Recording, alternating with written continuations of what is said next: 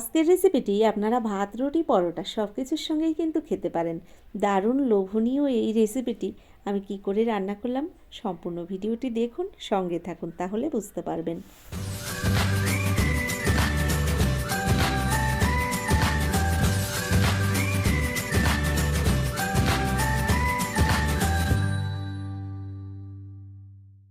এই রেসিপিটি তৈরি করার জন্য এখানে আমি মিডিয়াম সাইজের একটা বাঁধাকপি নিয়েছি। বাঁধাকপিটাকে আমি পরিষ্কার জলে ভালো করে ধুয়ে নিয়েছি। প্রথমে আমি বাঁধাকপিটাকে কেটে নেব। তো এখানে আমি বাঁধাকপিটাকে ছুরি দিয়ে কেটে নিচ্ছি। নমস্কার বন্ধুরা, আশা করছি হয়তো সকলেই ভালো আছেন। টিয়ার রান্নাঘর থেকে আমি তন্দ্রা আজ নিয়ে এলাম বাঁধাকপির একটা রেসিপি। তো বাঁধাকপির এই রেসিপিটি আপনারা যদি এখনও না খেয়ে থাকেন, একবারও বাড়িতে বানিয়ে দেখবেন। ভাত, রুটি, পরোটা সব কিছুর সঙ্গেই কিন্তু দারুণ হয় খেতে। তো দেখুন আমি কি করে এই রান্নাটা করলাম, আর সম্পূর্ণ ভিডিওটি দেখার অনুরোধ রইল। আপনারা কেউ স্কিপ করে যাবেন না, সম্পূর্ণ ভিডিওটি দেখবেন, তাহলেই বুঝতে পারবেন। এখানে দেখুন বাঁধাকপিগুলো আমি এভাবে পিস পিস করে কেটে নিচ্ছি। তবে এভাবে পিস পিস করে কেটে নেওয়ার পরে বাঁধাকপিটাকে কিন্তু আমি সুতো দিয়ে বেঁধে নেব, নইলে বাঁধাকপিটা হয়তো ছাড়িয়ে যেতে পারে। তো এখানে আমি সুতো নিয়েছি, আর সুতো দিয়ে দেখুন এভাবে বেঁধে নিচ্ছি, কোনো রকমে বাঁধাকপিগুলো পাতা ছাড়িয়ে না যায়। তো এভাবে আমি বেঁধে নিলাম। সব বাঁধাকপিগুলো একইভাবে আমি সুতো দিয়ে বেঁধে নিচ্ছি। বন্ধুরা, বাঁধাকপির এই রেসিপিটি সম্পূর্ণ নিরামিষভাবেই আমি রান্না করব। আপনারা চাইলে কিন্তু পেঁয়াজ, রসুন সব কিছুই ব্যবহার করতে পারেন। তো আমি এটা একদম নিরামিষভাবেই আপনাদের রান্না করে দেখাবো। এই রান্নাটা এতটা সুন্দর হয় খেতে, আর দেখতেও ভীষণ লোভনীয় হয়। আপনারা একবার হলেও বাড়িতে এভাবে বানিয়ে দেখবেন, তাহলেই বুঝতে পারবেন কতটা সুন্দর হয় খেতে। দেখুন এভাবে আমি সুন্দর করে বাঁধাকপিগুলো কেটে নেওয়ার পরে বেঁধেও নিয়েছি। এবার বাঁধাকপিগুলোকে আমি এখানে কড়াইতে গরম জল বসিয়ে দিয়েছি, আর এই জলের মধ্যে আমি অল্প পরিমাণে একটু লবণ হলুদ দিয়ে দিলাম।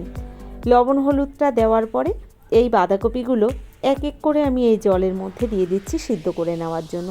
তবে খুব একটা সিদ্ধ করার দরকার নেই, জলটা জাস্ট একটু ফুটে উঠলেই আমি নামিয়ে দেব। দেখুন এখানে আমি বাঁধাকপিগুলো সব এক এক করে দিয়ে দিলাম কড়াইয়ের মধ্যে। আর এদিকে বাঁধাকপিটা সিদ্ধ করতে করতে মশলাটাকে আমি রেডি করে নেব। এখানে দেখুন আমি 2 চামচ চারমগজ নিয়েছি, সঙ্গে নিয়েছি 1 চামচ পোস্ত, আর নিয়েছি এখানে 5 থেকে 6টা শুকনো লঙ্কা। এগুলোকে আমি শিলপাটায় বেটে নেব। মশলাটাকে রেডি করতে করতে বাঁধাকপিগুলো এদিকে আমার ভাপানো হয়ে গেছে। আর দেখুন এখানে জলটা সুন্দর ফুটে উঠেছে। এবার আমি গ্যাসটাকে বন্ধ করে জল থেকে এই বাঁধাকপিগুলোকে আমি সুন্দর করে নামিয়ে নিচ্ছি। তো দেখুন এখানে কিন্তু হলুদ দেওয়ার কারণে বাঁধাকপিগুলো একটু কালার চেঞ্জ হয়ে গেছে। এবার এই জল থেকে নামিয়ে আমি ভালো করে জলটাকে ঝরিয়ে নেব। তো এভাবে আমি নামিয়ে নিচ্ছি, আর নামিয়ে নেওয়ার পরে জল ঝরিয়ে আবার ফিরে আসছে। এখানে দেখুন আমি জলটাকে সুন্দর করে ঝরিয়ে নিয়েছি। আর এবার আমি এদিকে গ্যাসের উপরে একটা কড়াই গরম বসিয়ে দিয়েছি। কড়াইটা গরম হয়ে গেলে এখানে বেশ কিছুটা পরিমাণে সাদা তেল দিয়ে দিলাম কড়াইয়ের মধ্যে। তেলটাকে আমি সুন্দর করে গরম করে নিয়েছি। এবার এই তেলের মধ্যে এক এক করে জল ঝরিয়ে রাখা বাঁধাকপিগুলো দিয়ে দিলাম। আর এভাবেই গ্যাসের ফ্লেমটাকে হাই ফ্লেমে রেখে আমি বাঁধাকপিগুলোকে ভেজে নেব। তবে এই সুতো বাঁধাটা দিয়ে খেয়ে আপনারা হয়তো একটু অবাক হতে পারেন। এই সুতোটা যদি আমি খুলে দিই তাহলে কিন্তু বাঁধাকপিগুলো ছাড়িয়ে যাবে। তো রান্নাটা হয়ে গেলে আমি তখন সুতোগুলো এক এক করে ছাড়িয়ে নেব। তো বন্ধুরা, আমি কিন্তু এই রান্নাটা সম্পূর্ণ নিরামিষভাবেই আপনাদের তৈরি করে দেখাচ্ছি। আপনারা চাইলে এখানে পেঁয়াজ রসুন ব্যবহার করতে পারেন, তবে আমি এখানে পেঁয়াজ রসুন কিছুই ব্যবহার করিনি। তবে রান্নাটাই এতটাই সুন্দর হয়েছিল কি বলবো।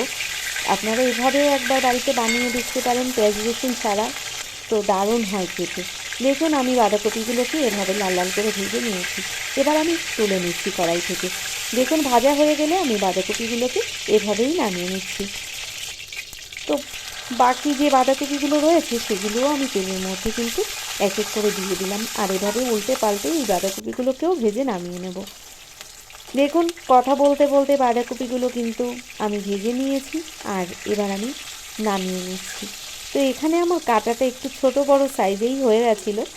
যাই হোক, আমি এভাবে বাঁধাকপিগুলো সব ভেজে নামিয়ে নিয়েছি। ওই কড়াইতে যে তেল রয়েছে ওই তেলেই আমি রান্নাটা করব। তো এখানে দেখুন গোটা গরম মশলা, জিরে আর সঙ্গে একটা তেজপাতা আমি ফোড়নে দিয়ে দিলাম। ফোড়নটাকে হালকা আঁচে আমি একটু ভেজে নিলাম।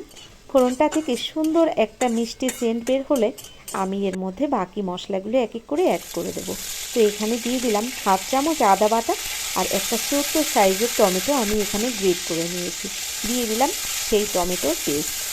ভালো করে নেড়ে চেড়ে আমি আদা আর টমেটোটাকে একটু ভেজে নিলাম। এবার এর মধ্যে আমি বেটে রাখা মশলাটা দিয়ে দিচ্ছি।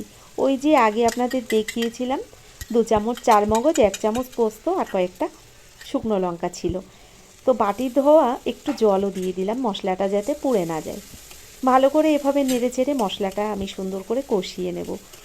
তো এভাবে কিছুক্ষণ মশলাটাকে আমি কষিয়ে নেওয়ার পরে এর মধ্যে এক এক করে আমি বাকি মশলাগুলোও অ্যাড করে দিচ্ছি।